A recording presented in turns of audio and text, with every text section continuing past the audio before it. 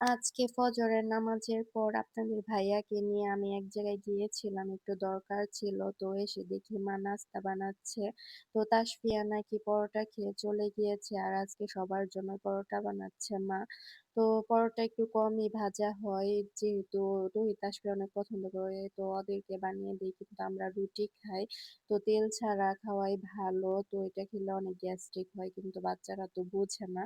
তো এরপরেই তো সবাই মিলে একসাথে নাস্তা করে নিলাম। এরপর আবার আপনাদের ভাইয়াকে একটি মালটা কেটে দিয়েছি। তো উনি আগের তুলনায় আলহামদুলিল্লাহ এখন একটু সুস্থ আছেন। তো এরপর আবার কি রান্না করব ভাবতেছি। তো মেয়েদের আসলে অর্ধেক সময়ই কেটে যায় কি রান্না করব এই ভাবতে ভাবতে।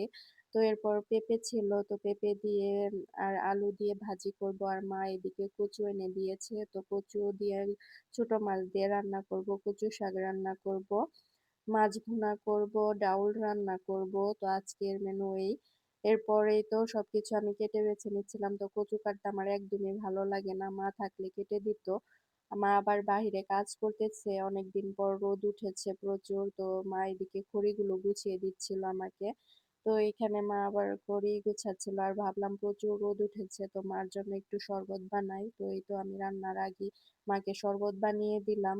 এই গরমের মধ্যে শরবত খেলে অনেক ভালো লাগবে। তো এই তো শরবত আমি মাকে দিয়ে দিলাম। এরপর আপনাদের ভাইয়াকেও নিয়ে এক গ্লাস শরবত দিয়ে আসলাম। এই তো শরবত দেওয়া শেষ করে আমি চলে আসছি রান্না করতে। তো আজকে প্রচুর গরম পড়েছে। তো এই তো এখন রান্না করব। এরপরেই তো আমি পেঁপে ভাজিটা বসিয়ে দিলাম। তো আজকে কেন জানি না সবকিছু উলটপালট লাগতেছিল। তো আমি ফার্স্টে হলুদ মরিচের কথা ভুলেই গিয়েছিলাম। তো এরপর আবার দিয়ে দিলাম হালকা হলুদ। তো এরপরেই তো ভেজে নিচ্ছিলাম। তো মাঝে মাঝে আসলে এক কাজ করতে করতে একটু মেয়েদের একঘেয়েমি লাগে। তো প্রতিদিনই একই কাজ করতে করতে আসলে ভালো লাগে না। মাঝে মাঝে একটু রান্না বান্না করতে মন চায় না, কিন্তু তারপরেও কি আর করার, পরিবারের সবার জন্য রান্না তো করতেই হবে। তো এরপরেই তো আমি একে একে সব রান্নাগুলোই করে নিচ্ছিলাম। আমার কাছে কচু শাকের মধ্যে এভাবে গন্ধরাজ লেবুর পাতা দিলে কিন্তু অনেক ভালো লাগে।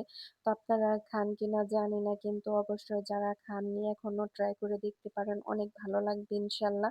এরপরেই তো মাছ ভুনা করে নিচ্ছি। তো আমাদের বাসায় তো বড় মাছ কেউই পছন্দ করে না। শুধু তৌহিদ তাসফিয়ার জন্য রান্না করা হয়। আর আপনাদের ভাইয়া তো মাছ খায়ই না। তো এদিকেই তো ওদের জন্য আবার মাছ ভুনা করে নিলাম। তো আসলে একেকজনের একেক পছন্দ। যার জন্য আইটেমগুলো একটু বেশি করতে হয়। আপনাদের ভাইয়া ছোট মাছ খায় না। শ্বশুর-শাশুড়ি বড় মাছ খায় না। তো এইজন্য আরকি রান্নাটা একটু বেশিই করতে হয়। তো আজকে এই তো সবার জন্য দুপুরের রান্নাটা করে নিলাম আলহামদুলিল্লাহ। এখানে মার জন্যই তো ছোট মাছ দিয়ে কচু দিয়ে রান্না করতেছি। তো এই তো আমার রান্না-বান্না শেষ। এরপর সবাই মিলে দুপুরে খাবারটা খেয়ে নিলাম। আলহামদুলিল্লাহ আজকের ব্লগটি এ পর্যন্ত। আল্লাহ হাফেজ। আসসালামু আলাইকুম।